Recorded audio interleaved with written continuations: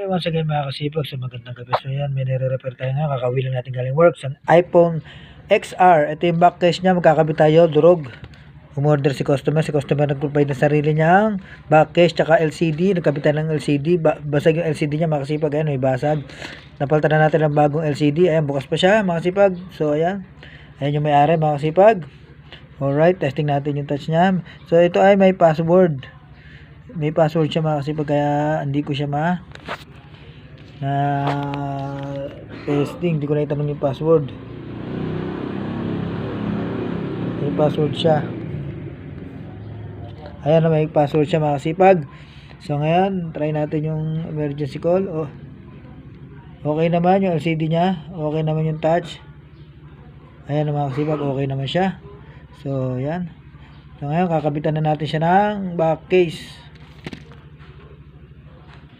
So yan mga kasipag, naikabitan natin tempered glass pati yung back case. Okay, ayan ang finished product niya mga kasipag.